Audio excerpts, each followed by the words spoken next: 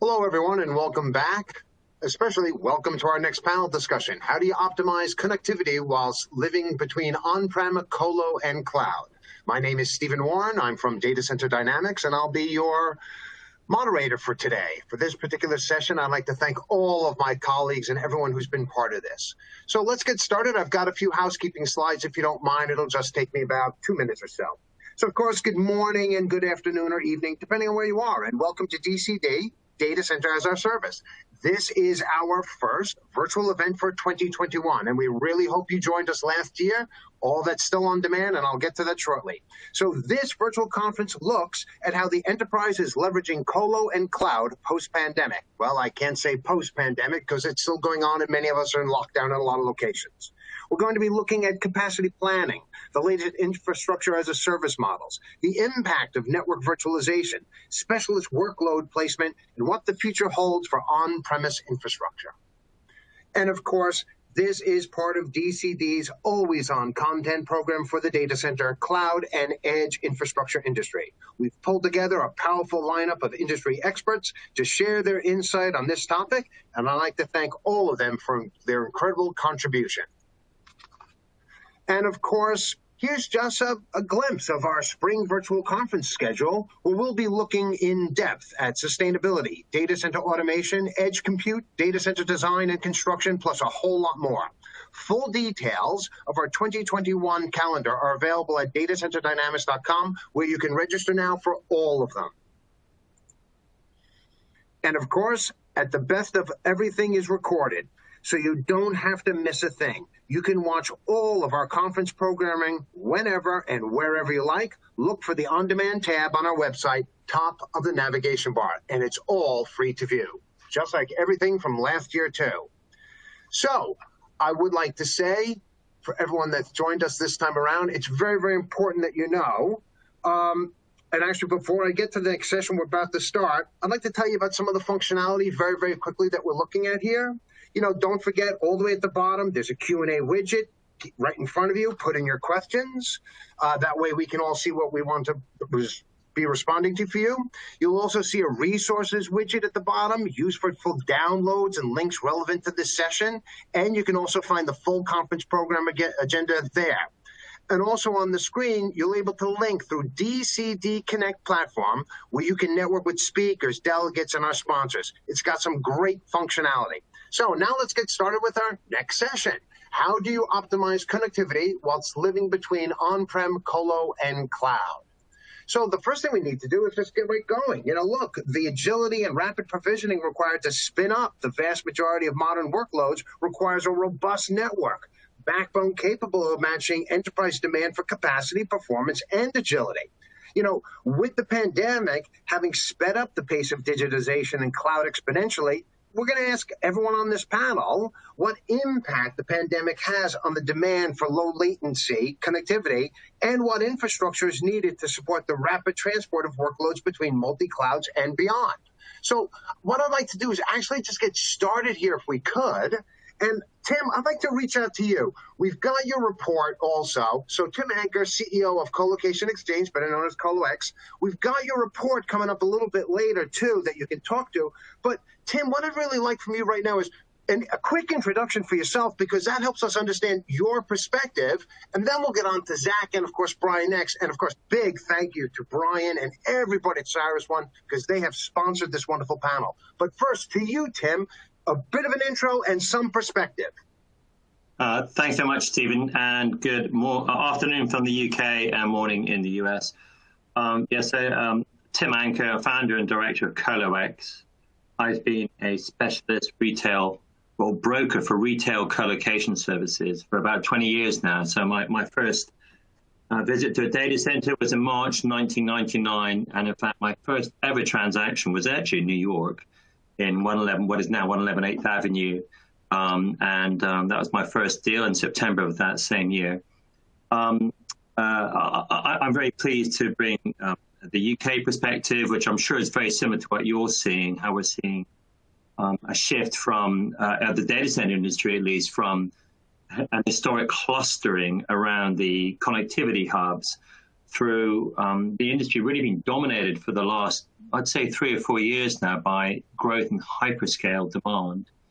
And and that has really carried on this year. And indeed, the frustration for a lot of hyperscale buyers has been the pause, and I'm sure Brian can give us more cover on this, in the construction caused by COVID of construction of new data center capacity. In the meantime, in my part of the market, we've seen a real sea change this year in demand, and demand has and the change for that really is because companies are now reassessing their office needs, their real estate needs, and that always means that there is a look into what they need to do for their IT, because at the moment a lot of IT is still in-house, and at least what hasn't gone into a cloud service yet, the remaining services are probably not going to go into a cloud, so that needs to be housed somewhere. So we've seen a real change this year in terms of the number and breadth of companies, all sorts of sectors now, reassessing what they're going to do with where they're going to house their people, and then consequent to that, what they're going to do with the IT that's left in-house. From a connectivity point of view, that means we're now looking at connectivity to end users, to staff, to offices, and then, of course, between data centers. And so there's been huge growth in that, and between data centers to the back to the network hubs and the cloud landing spots as well. So I hope that helps as a very quick overview. Fantastic, and thank you. It's interesting to hear from you that, from a perspective point of view, everything that you're seeing in the UK is being replicated in so many other markets, considering that the UK is one of the primary markets in the world. Zach, I got to turn to you. Very unique perspective from you, because you are the Senior Vice President for Global IT Infrastructure and Operations for one of the largest companies out there, Schneider. So, Zach, quick intro, but also your perspective is critical here because of everything you're doing every day and your entire team. Thank you. Thank you for having me on this panel. I appreciate the opportunity. As you mentioned, Zachary Carr with Schneider Electric. I've been working for a lot of Fortune 500 companies in the past. What today I can bring to the table is more practical, what we've implemented, what we've done across various companies, not just Schneider Electric. It's for me, this is a very unique time when we start talking about data centers, colos, and cloud, which I have personal experience building things out. I'm not going to be discussing anything breakthrough here, just provide some insights and practical experience stories that may help people out there rethink and relook at how we use connectivity across those different platforms. So this is something that I've always said in the past to my teams, and I follow this philosophy. When we talk about optimizing connectivity, for me, first thing comes to mind is follow the packet. You got to follow the packet.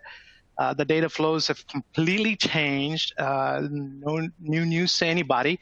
For us, it's about where are the crown jewels and the workload sitting today for any given company. It used to be very hub and spoke in the past. Now those business critical applications are moving to cloud. But before that even happened, there was already evolution that was happening with data centers.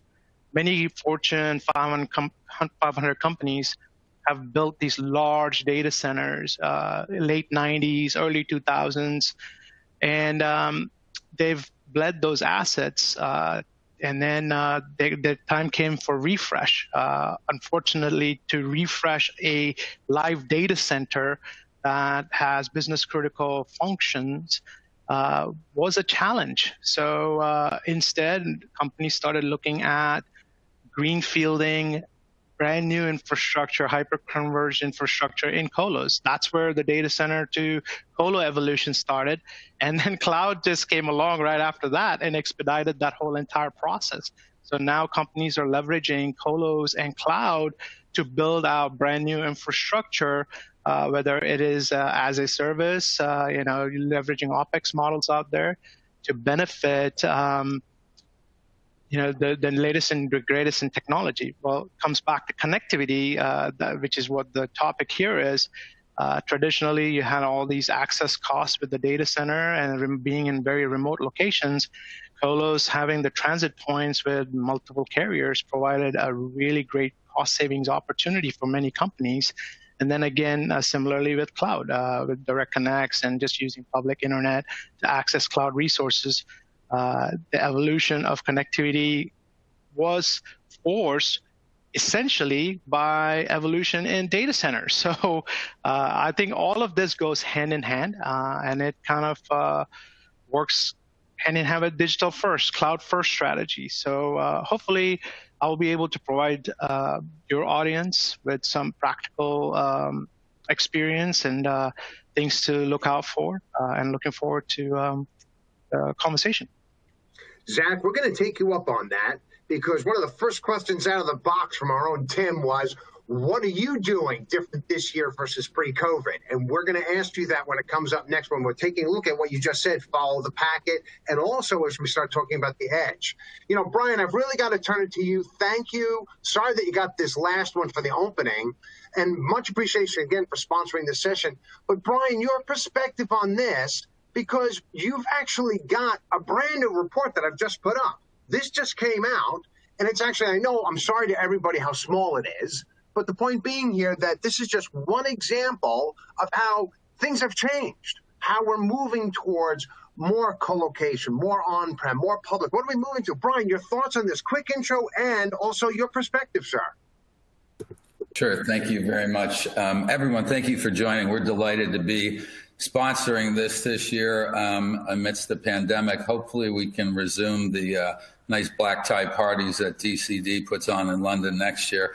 Yeah, we're thrilled to be here. This past year in lockdown and pandemic has brought a whole bunch of things to the forefront that maybe were happening in sort of a slightly evolutionary way that might now happen in a revolutionary way. So I think Zach, I love his comment about follow the packet. So our perspective as one of the leading data center providers around the world, we've got about 50 different locations and big campuses and interconnected sites, and do a lot of network transport and so forth. So follow the packet. That's a fantastic way to think about what does today and tomorrow look like. So if we look at the railroads, they evolved through hub and spoke. To get from point A to point B, oftentimes you had to go through an intermediary.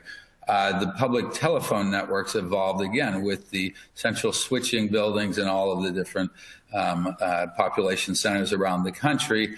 And that was a hub and spoke architecture. And then IT infrastructure evolved the same way.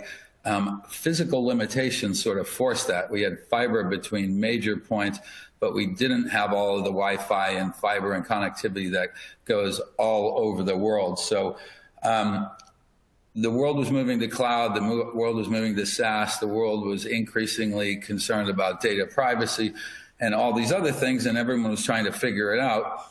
And in many cases, it was, build more, build faster, do a lot of what we've been doing, hub and spoke. And then sometime around February or March, the whole world said, now go home and still do your jobs and still have your kids attend school virtually, and let's see what happens. Well, what was really fascinating is most of us still had the same corporate services applications available. Our kids did for the most part and so forth. And what showed up was back to this 1980s, 90s problem of the last mile. So if anyone is having difficulty seeing this conference today, it's often a last mile. You live far away. We have someone that lives 100 miles north of where we are in Dallas that works for our company, and she still has a telephone line. So her access is limited. The backbones have proven to be fantastic. So while this is all going on, follow the packet. We have to look at both where our external users are. So if I'm a big online retailer, I have people accessing our systems and products from anywhere. Our corporate people now, who used to be in buildings that had our company's names on them, are now scattered all over the place. And that's true of tech, it's true of banking, financials, all the different providers. So suddenly it's any to any. That mirrors very much the way we started with railroads, hub and spoke, and all of a sudden we have roads everywhere, and you take direct routes to get places. The phone network was hub and spoke, and everything went through central switching places. Guess what? Your cell network now, if I'm talking to someone in the house next door to where I live, we're communicating through the air directly. We're not going back to the central switch anymore.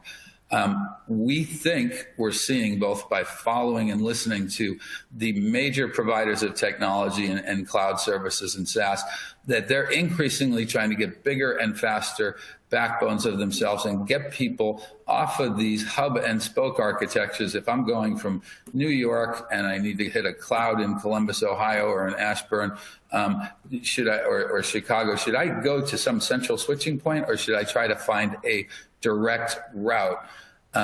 So any to any is becoming the rule, which means companies now funded by much of this re-architecture get to say, wow, maybe we don't want to go to these central switching places. And in fact, often this need for speed and better performance and throughput and lower latency, you take a longer route going through traditional interconnected locations rather than more direct routes. And so as a vendor, we have to do a great job providing and keeping our systems up and running where people locate within our facilities. But also, we like to internally sort of say to ourselves what Henry Ford said, which was, if I listened exactly to where the market was, I would have worked on building a faster horse. So a lot of what we do is essentially saying, you know what, let's maybe rethink your architecture. Maybe you can save a ton of money, but get better performance also through this any-to-any world. So we're delighted to be here and have this conversation. And I love that follow the packet message. It's really interesting if you actually do that with your applications. Thank you so much, Brian. Appreciate that. Really good insight, because what you say is so incredibly true.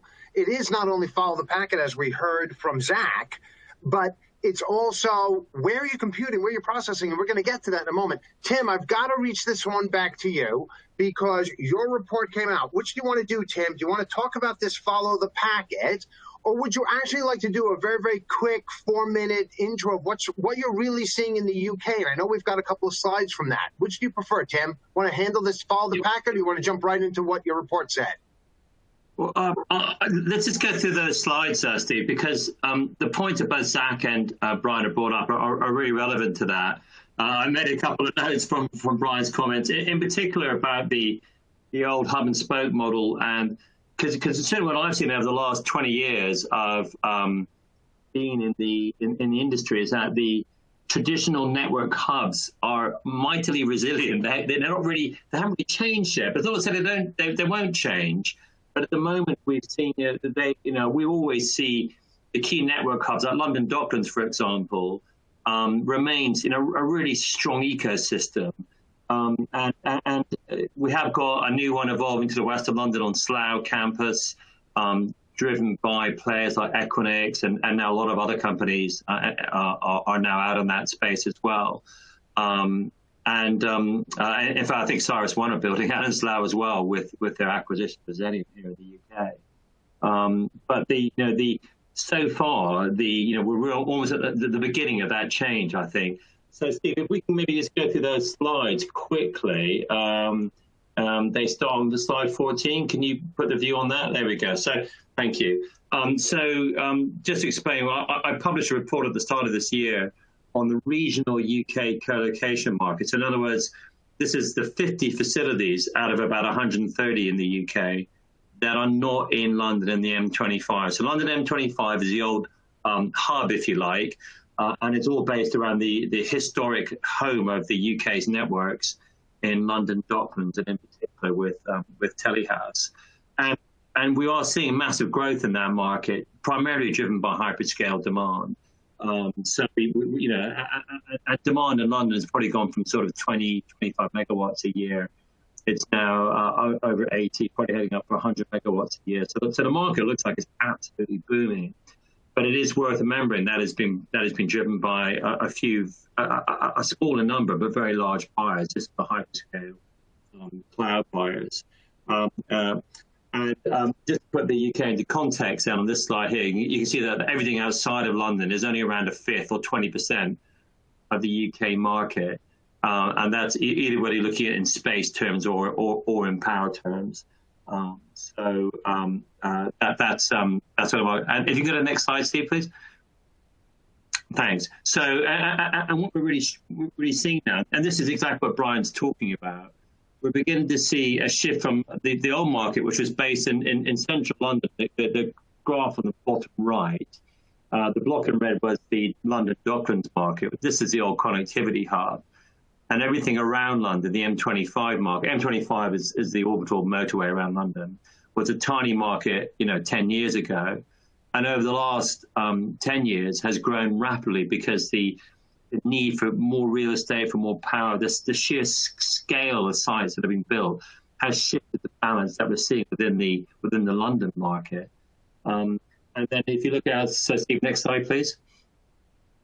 And again, this is the point about exactly the point that Brian was making, how these historic hubs have remained so strong. And this is the distribution of links ports. Links is London Internet Exchange. It's the leading network exchange for ISPs to use in the UK, and one of the biggest in the world. And you can see the historic home of Links was Telehouse North. And Telehouse North just simply hasn't lost that leadership role that it's got. And it basically has 3 times as many ports in use in that one site and any other site. But we are seeing, and if you look at the Equinix Slough table there, you can see that's gone from virtually nothing and is now as strong as all the other sites that are based in London Docklands. So the historic home of the networks remains in place. So it'll be interesting to see how that changes going forward. And exactly as Brian alludes to, we're seeing this shift now to go for power. So what's happening in the UK is, and I think you're seeing around the world now, is we're beginning to see a step change in connectivity. But it's kind of like just about to happen. And there's been much talk in the industry of edge. But if you look at the things that really will lead to edge, 5G is one of the key technologies. This is EE's UK national coverage, and that's the areas in yellow on this graph of the UK. So you can see, I mean, just tiny so far coverage of 5G in the UK. There is massive sums of money going in now from the investment community into fibre to the home, fibre to the premises rollouts. A lot of the UK is still serviced by pretty inadequate copper lines.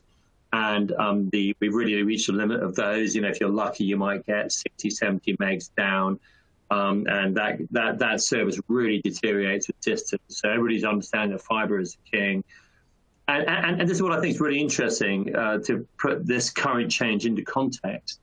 The last time we had a really big step change in connectivity was back in the early noughties.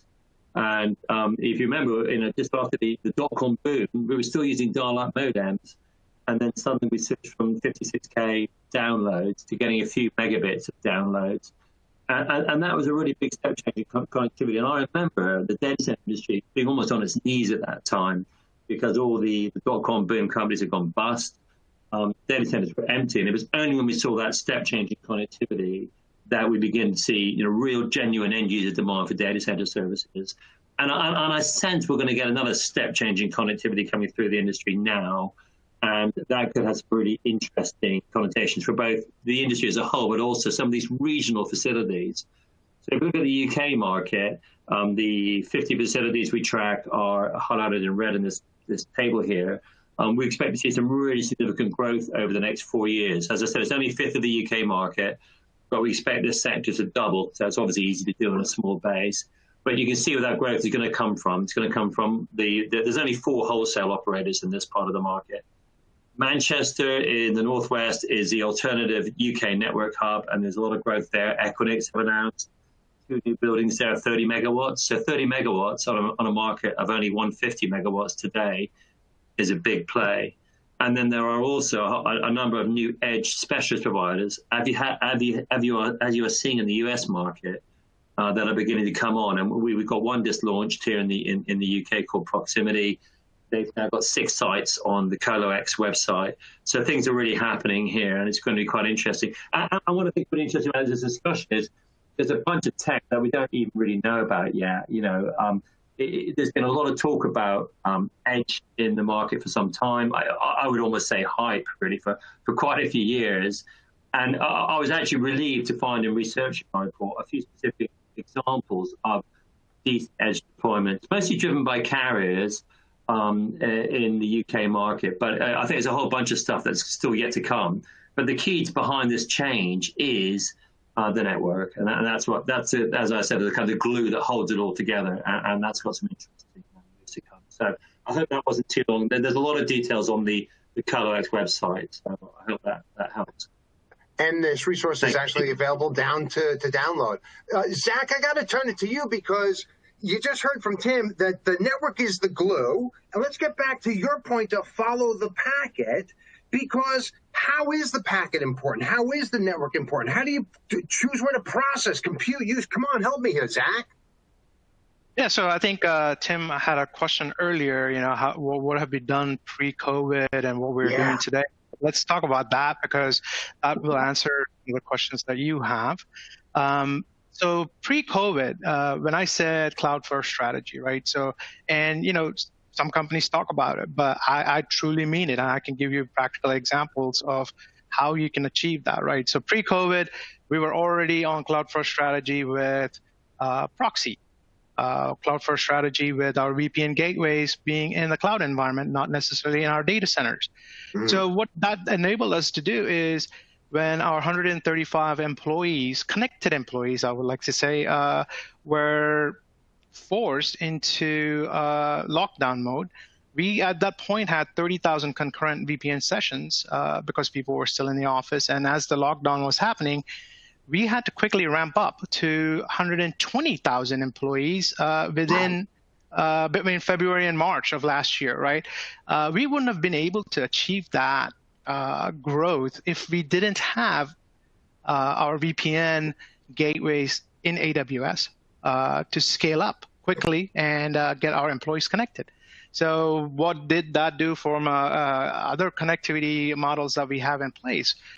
We have cloud proxies, where we were able to leverage a split tunnel on our VPN concentrator to route Microsoft traffic directly from an end user home device to Microsoft, as opposed to bringing that through a central point, whether it's a data center or a colo. I mean, again, this is nothing new, not a new concept, but imagine you were stuck in a situation like we did with COVID. If we didn't have all of these plays that we made prior to COVID, we wouldn't have been successful in connecting our employees to the resources that they need to connect to.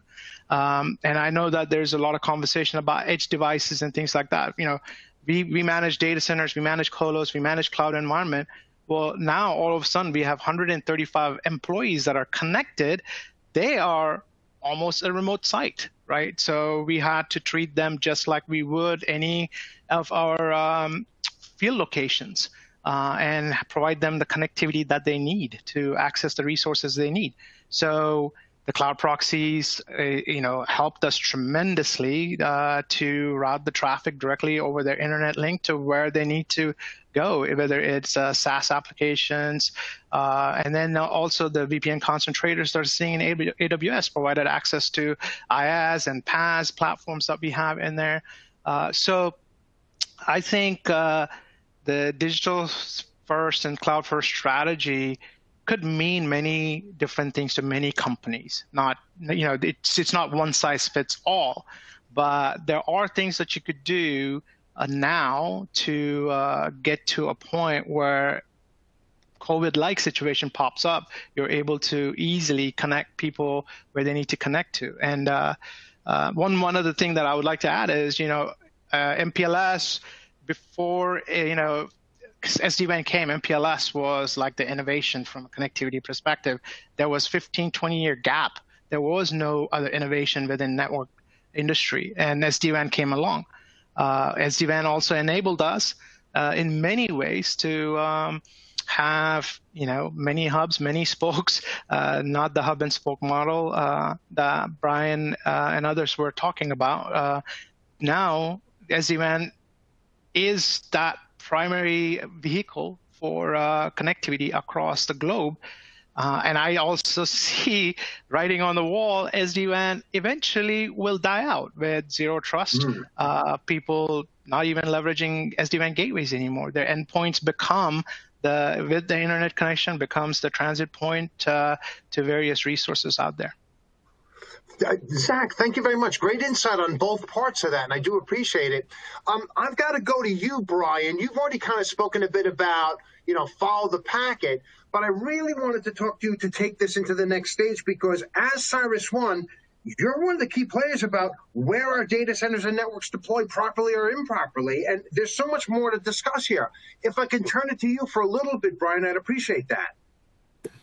Sure. So I think Tim made some great points around some things like edge deployments. Often the carriers, are those edges, or are those actually providing more access to long haul to other places? And you certainly might make a case that's not actually edge the way it's commonly defined as a marketing thing. Zach's points about everybody can work from anywhere, anytime, but you need to be secure and efficient and all that, and SD-WAN and innovation, and that allows now policy-based networks wherever I am in the world. My security access should follow me. We've got different business things that always start with, is this going to be secure? Then is it economically viable to our business? And then does the technology work? And then any other regulatory sort of thing. So all these pressures are going on, and there's lots of marketing going on and different things. And again, defaulting to the follow the packet, we own and operate the site. It's publicly announced, but for the Mercantile Exchange in Chicago, they moved out of downtown several years ago. And 2 years ago, we put up a big Wi-Fi tower to have direct communication back to the exchanges in New York. When the high-frequency traders, perhaps the most latency-sensitive application in the world and most financially dependent on getting the best access, they now go through the air to get back and forth to the other exchanges in New York. Not going to the traditional hub and spoke. There's a big interconnect hotel in Chicago that everything used to go through, much still does, but I think you're going to see things drifting, because rather than the old way of go there, it's the best access, which it was when access was really physically defined, as opposed to all these different Wi-Fi technologies, all the different fiber that takes different routes. So you have that. If you think about also, let's look at the biggest providers. They've all done press releases. I mean, the biggest hyperscale companies and SaaS companies, they've done press releases, and they all have these massive data centers in places like Iowa, Oklahoma, Minnesota, Alabama, North Carolina, Oregon, Washington State. None of those sound too much like population centers to me.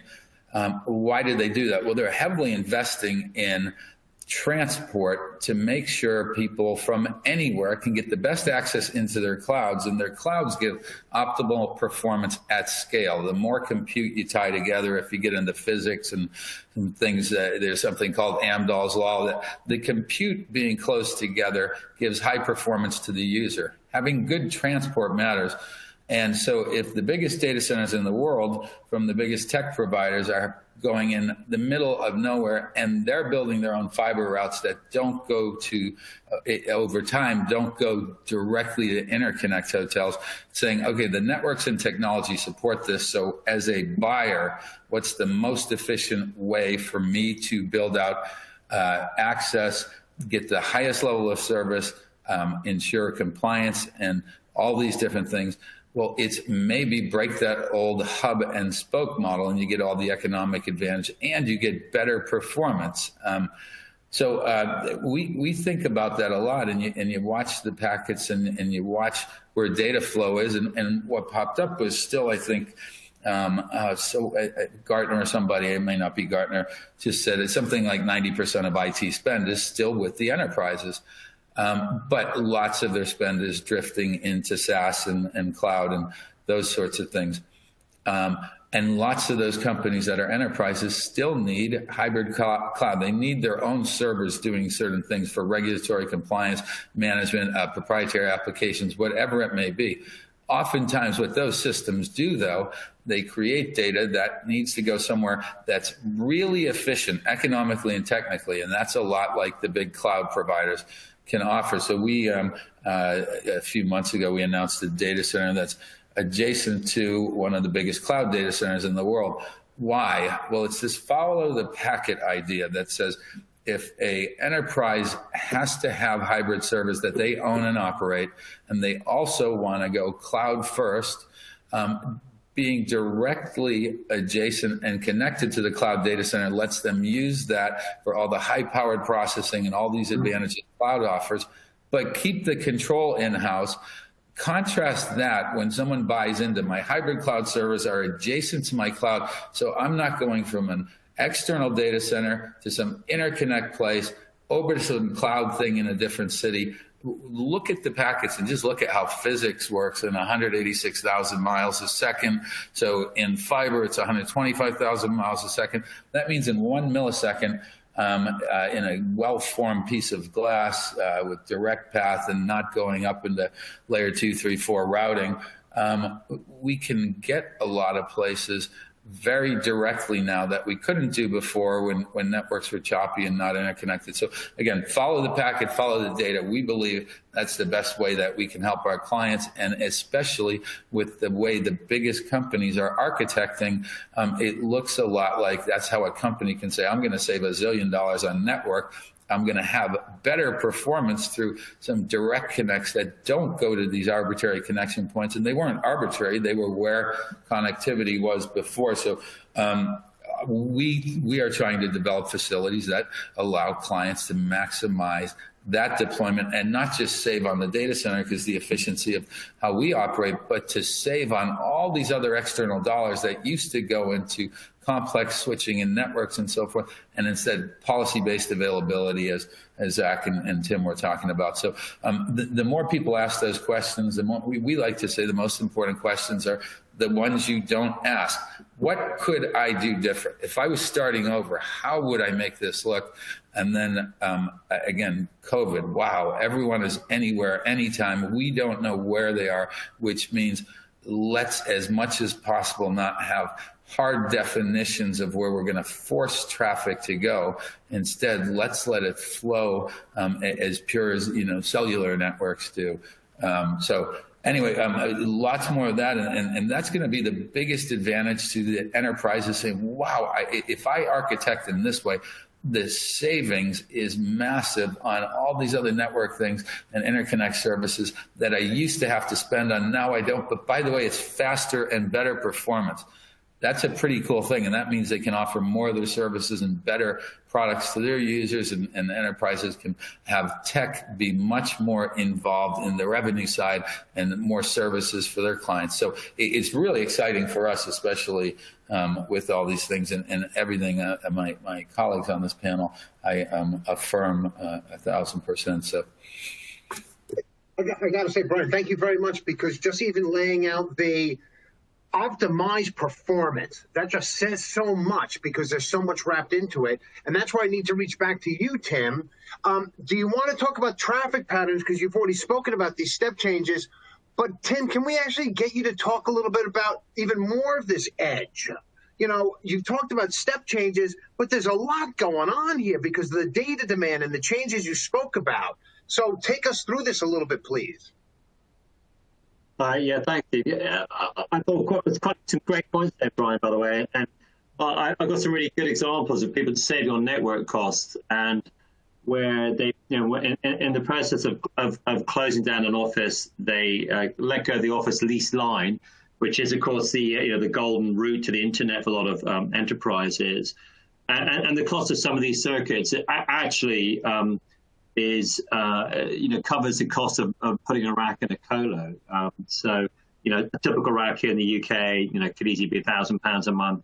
A decent sized pipe into a corporate office could be the same. Even a quarter rack at say £350, £400 per month, and that's a cost of about 100 meg circuit into an office. So it's kind of funny how when you get into these well connected facilities, there's just so much bandwidth available. And quite often we're negotiating deals and we're just saying to the vendor, the client needs, an extra 100 megs or 500 megs. It's just like chuck it in, because it's just so cheap in these sites. It doesn't really make any difference. It's easy to include.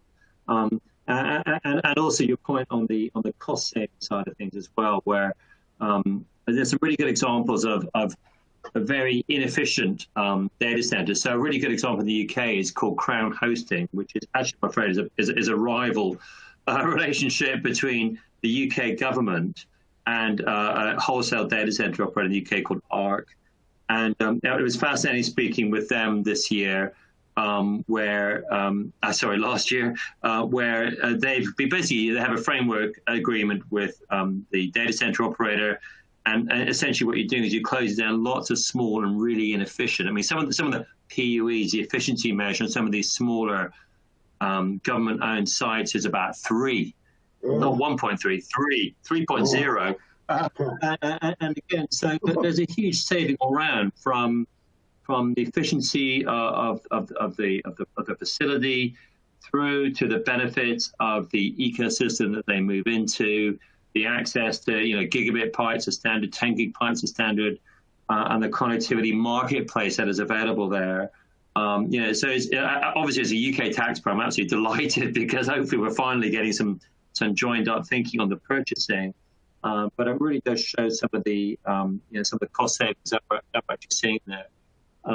So I've probably got a little bit off topic there, Steve. Does that sort of fit with what you were asking me for, or was it another area that you were? Oh, no, that's absolutely perfect. That is absolutely perfect because it really helps us understand that even how people are responding in that cost savings mode, there's still a performance element here that they have to pay attention to. And that even though go ahead. Yeah, well, I was just going to say, absolutely. And indeed, there's, I think when we had our early discussion as for the panel, I kind of felt that, and this is kind of what I bring to a lot of end users, is you almost like you need to have a toolkit, okay? And you need to have options for large buyers to large operators, through to, who can help me source a quarter rack and what will I get with that? There's been such change in industry, and a lot of IT managers only look at the sort of external marketplace, every few years. When was the last time you bought a rack? Well, maybe 5 years. I'm sure Brian and Zach will both agree, it's a very sticky business. So when the industry is changing so much, and you're maybe with one vendor, for one reason that you went in 5 or 10 years ago, and things are changing, and the infrastructure is changing. Just knowing what options are available to you is the real challenge there. And that's kind of what I do in a way, is just speak to people the whole time. What are you doing? What are you offering? And when buyers come, you can say, right, what are you looking for? And it's a matter of trying to just look at all those options in the market, which is changing all the time. And this is exactly, and particularly what we've seen over the last 12 months. And a lot of people have had to finally have a real think about what they're doing and what are my options in the market. So let's talk about those options. I'm going to turn it back to you, Zach, because in so many ways, and you can choose to talk about traffic patterns, you can talk about how edge means so many different things to so many different people, but how do we even see edge compute and processing when it comes to that network optimization? And what have you experienced in this, Zach, because you see it all the time? Yeah, so I want to provide a funny quote that I heard a while back. The quote goes something like this: if you're stuck on-prem and starting to feel like you missed out on a cloud-native movement, just start calling it edge and consider your digital transformation complete. Brilliant. So what does that really mean, right? I think a lot of companies out there probably feel that way because they haven't been able to jump on that cloud train, and they feel like they're missing out.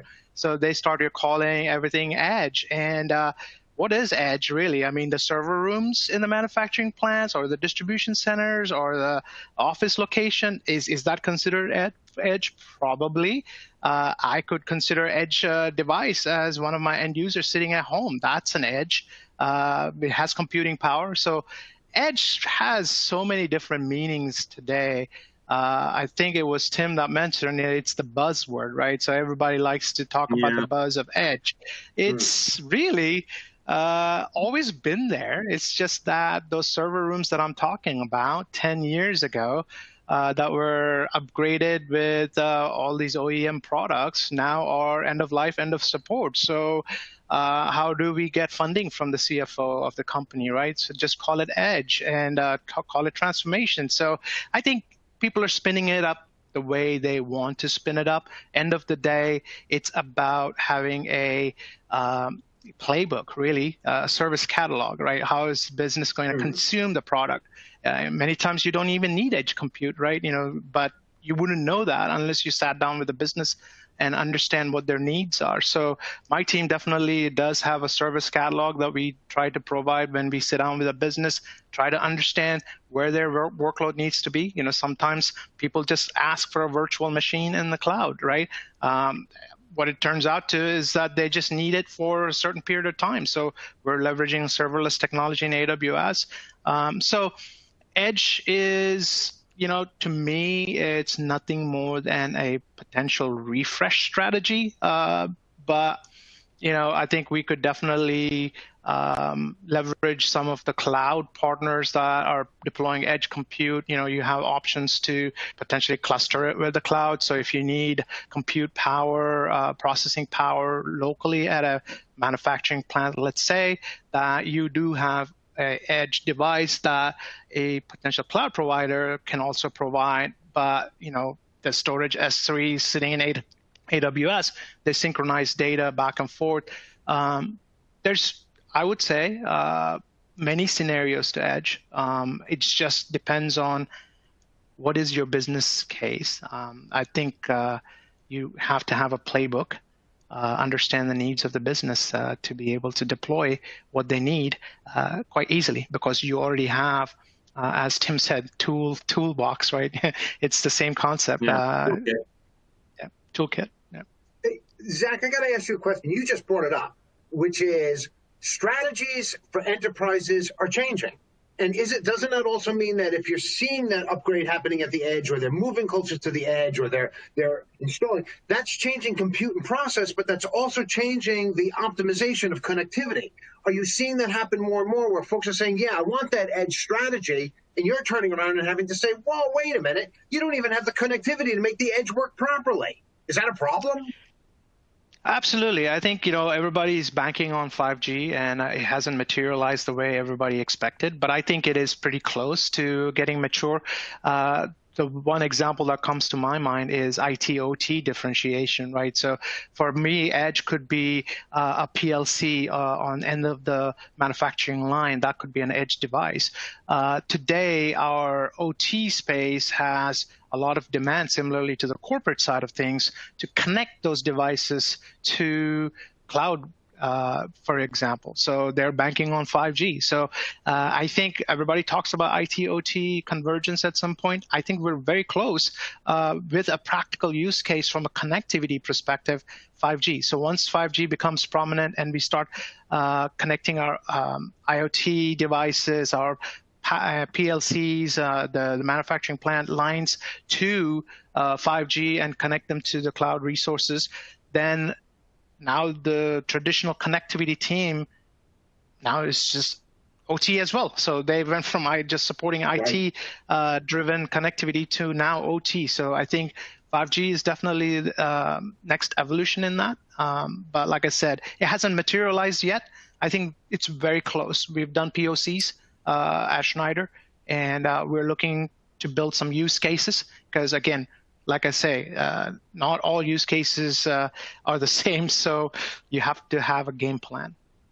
Thank you. You got to have a game plan. Hey, Brian, before we get into this toolkit and this aspects of our final perspectives, I wanted to talk to you about what are people building and deploying now, and how important is this edge, and how often are you hearing about it?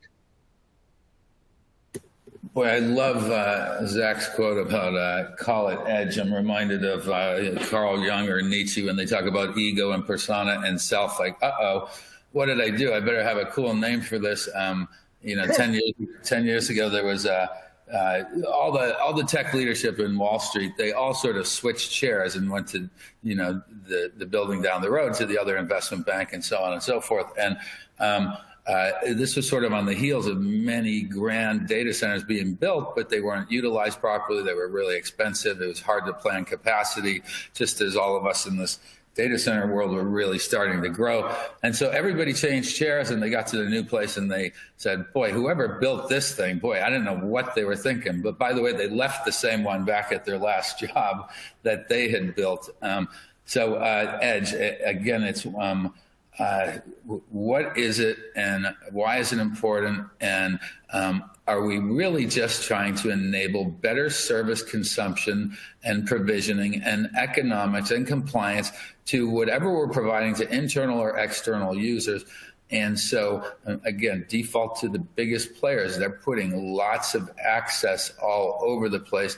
That's a bit different than using their massive clouds and services. Most of the stuff that winds up hybrid we're seeing is I need to run this myself.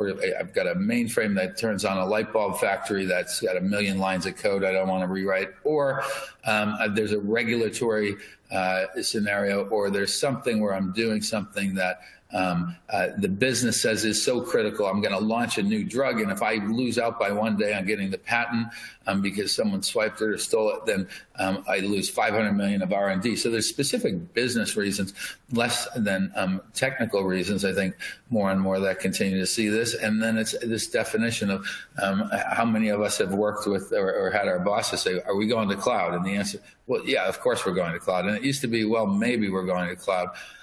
Now, over time, it's the what can go to the cloud. Okay, are we secure? Are we compliant? Are there variabilities to, we have business apps, not just bare metal now.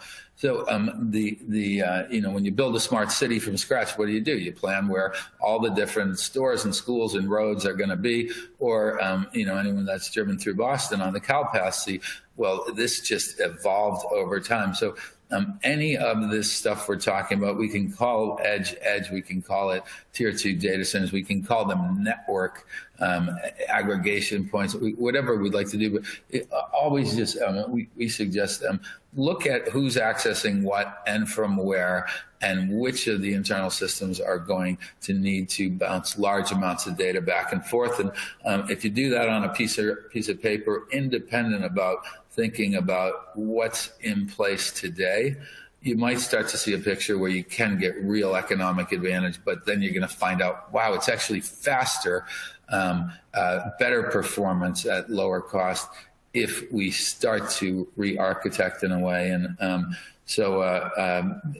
think we're going to see much more. But by the way, all the investment dollars out there, in Zach's comment of, I better call this edge,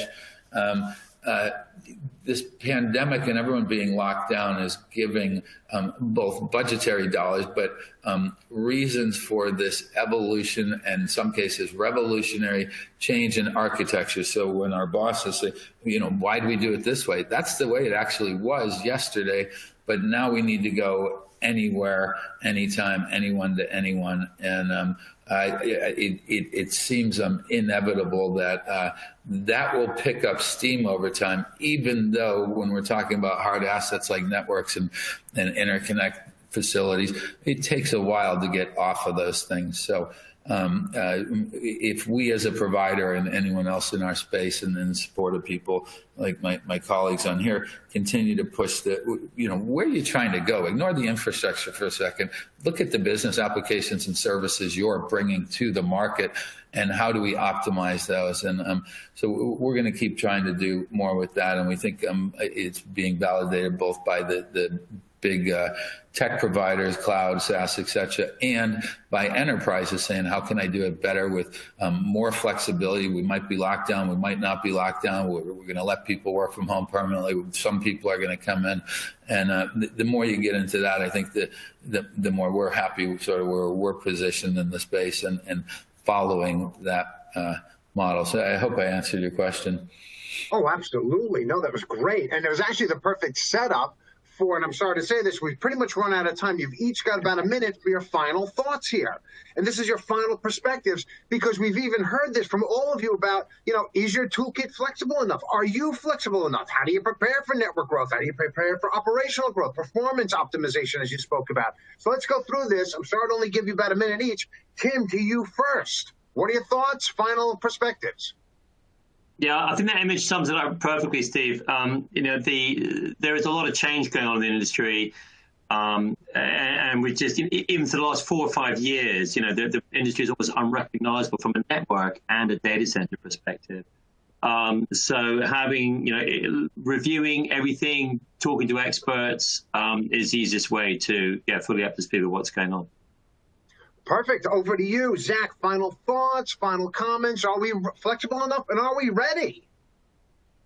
Yeah, so I think I could not profess enough having a playbook and service catalog for your business because that is going to determine how you're going to spin up workloads for your business and where you're going to spin them up and how you're going to connect them. I think there is definitely another evolution happening. I do think that the colo providers will start to compete with cloud providers. I would say in the next few years with bare metal as a service being offered by colo providers. So you have lots of options, folks. I think you just need to figure out your playbook. Great. Brian, thanks CyrusOne and you and everyone for supporting this. And your final thoughts on this, sir, please.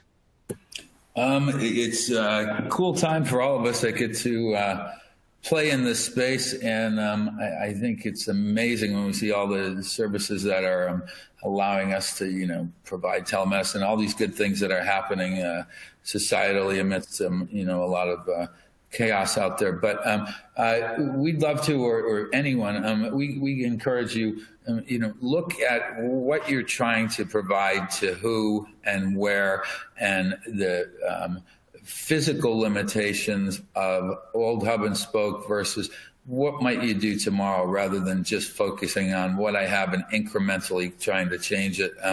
Really, everyone, we're really grateful, and my colleagues' excellent comments and perspective. And Stephen, thank you to you. The other thing, I was not joking in the opening remarks. DCD, we're looking for a big black tie party at next year's event when the world's back open. So thank you so much. Thank you. That was brilliant. Really do appreciate it. We all want the world open. So look, if you've got any questions, don't forget there's other ways to get through, and also. Please reach out to all of the panelists. You're allowed to, and we want you to keep on connecting with them. Whether you agree, disagree, let's get this conversation going. And don't forget the resources. There's a tremendous amount to take down. And to all three of you, Tim, Zach, and Brian, thank you so very much for your time.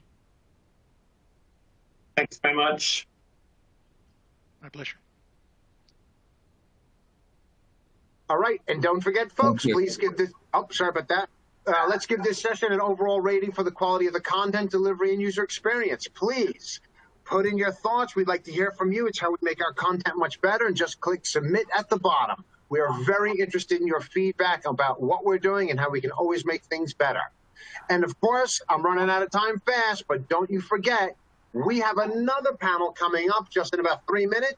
Panel discussion on should you move your specialist workload into the cloud, or you can join the roundtable that's coming up next on how to manage your network growth. So to everybody, thank you so much for joining us. And in the next 2 minutes, we're starting up again for our next session panel discussion.